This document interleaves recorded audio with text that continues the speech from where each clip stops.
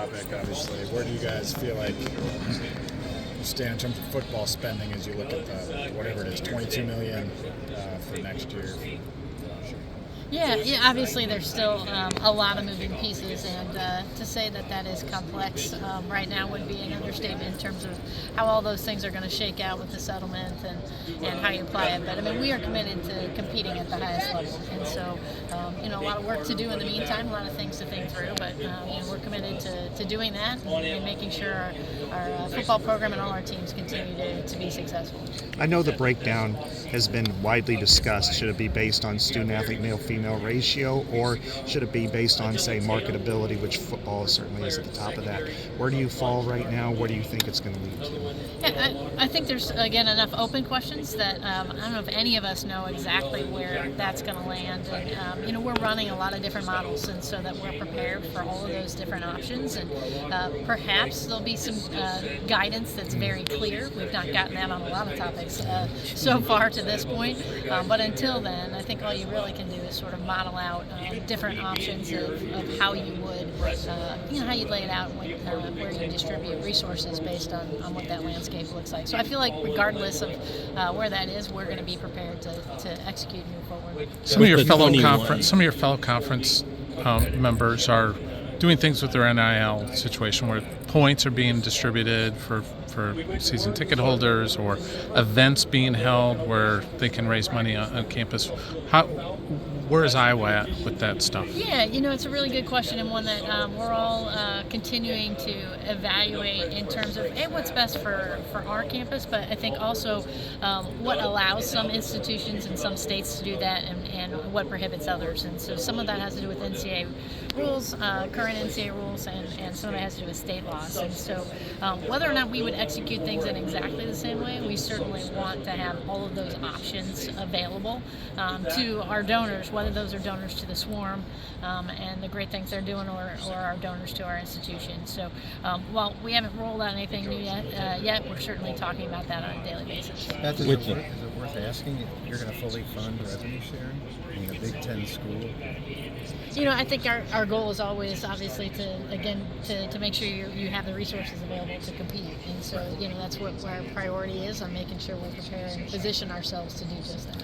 With the 22 million, whatever the number is, that's obviously a significant number. Do you see cutting sports as part of getting to that number as you're kind of trying these different models? We're not having any discussions about cutting sports right now. Rich Clark had mentioned that they sent out a survey to CFP to get ready for potential home sites and all that, how you would handle it, hotels, all that stuff. And some universities are like, we don't even know if we could play a game on our site. Obviously, I'm not talking about Iowa, but what was kind of the feedback you gave to the CFP, and how prepared are you, say, for this year? You end up having to host a CFP game. Yeah, we're prepared and we're ready. So we would love to have that opportunity. It is no small survey, so you make it sound like a question thing, and it was a book of questions to ask.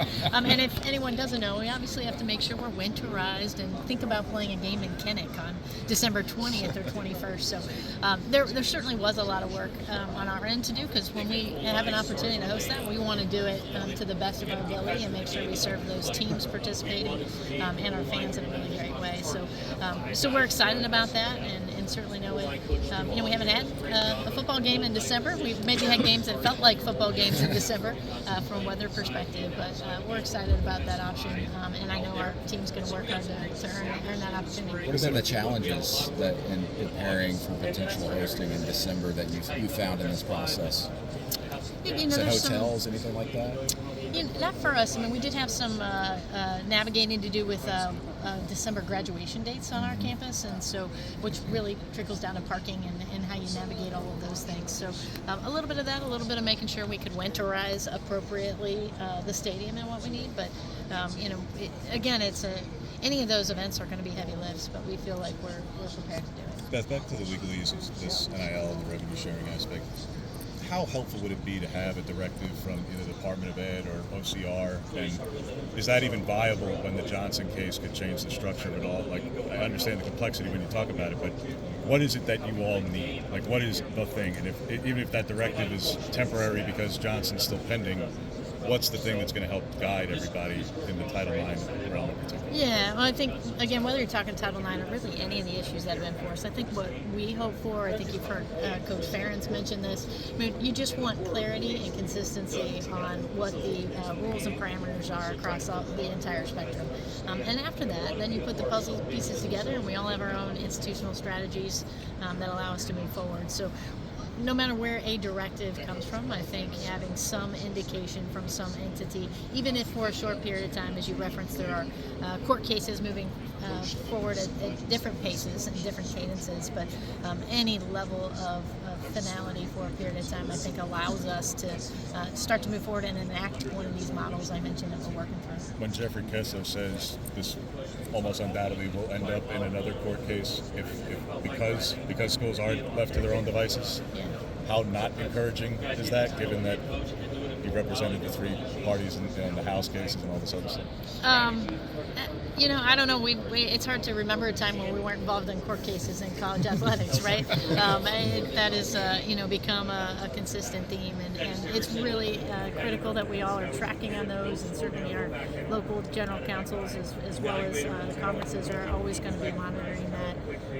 We all want to do things the right way. We want to make sure we can move forward, but I think we live in a society that's pretty litigious, and there's some open and some valid questions that whether it's athletes or other entities are asking, and it's just how they're going to work through the court system. So we're going to have to be patient and then ready for the next one that gets thrown at us. When you look at the filling scholarships, and if it's a 105 for football, there has to be either you take it away from another men's sport or you have to add to a women's sport.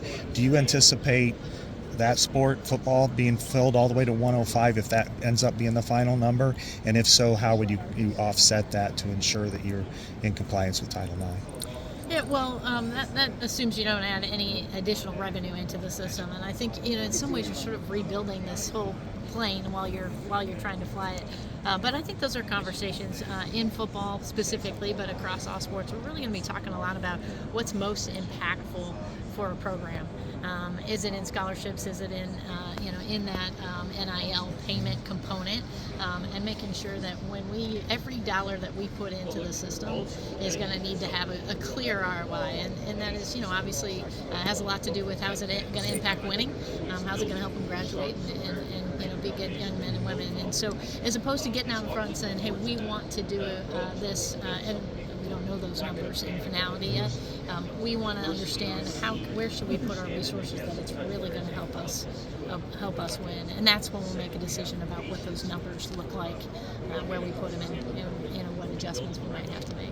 As you're planning around kind of all this uncertainty, what are kind of the primary kind of guiding tenets or principles that you're keeping in mind as you're kind of making these decisions? Yeah, I mean, first of all, we've talked a lot about as a team, and I mean our internal team, coaches and staff, about what defines an Iowa experience, and so we want to make sure that we provide that for all our student athletes. And now that may mean that experience looks different based on which sport you're on, but an experience that we can be proud of across the board. And so that's certainly one piece. And I think it's really important at this time, and really any time you do anything, you got to do it in a way that reflects who you are. And so while we're all making the same decisions, I think we're going to make them in a way that reflects what the personality and the culture is of the University of Iowa. It's got to make sense for the culture that a particular coach builds, and it looks different, obviously, in our football program, and then it might in some other Big Tens, as it might look different in women's soccer. And so trying to sort through all those things and allow our coaches to be part of that decision making about how their needs might look a little bit different, and then how can we try to meet and serve them in the middle. How do you go about this from a budgetary sense? And because you probably had to do like 4 or 5 different models just in the last year, how are you adjusting as you go along? 5 would be a good number. I think we surpassed that several months ago. When just like you, I'm reading everything you all are writing, and so it changes those models on a daily basis. But Yeah, it is. There's a component of this that is just purely a financial exercise, right? You've got some basic Excel sheets where you're moving numbers around, and now you've got them built out where I can make a change in 2 seconds, and it's just spitting out. And the execution of those is a lot different. But in terms of building them, you kind of get a template for how you move things around, how you're going to make sure you're still in compliance with Title IX and scholarships or participation standpoint. I mean, you can do all of those different things in really the click of a button. But it's, from a financial perspective, I mean, it's real. And so, you really are focused on 2 things, right? How do you allocate the resources you have in the best way possible, and how do you generate more revenue? And so, that's where you spend all your time and thought and really, trying to dig in on those items. When you look at the CFP and winterizing the stadium, are there heating coils under the turf at Kinnick Stadium? You're going to ask me technical questions that I probably should know the answer to, but I don't. Okay. So I can get back to you on that one. I apologize. Yeah. No. That's okay. I probably should know if we have heating coils, but I don't know that we do. But we'll find out. Okay. It makes snow removal a little bit easier. Okay. Thank you, Beth. Thank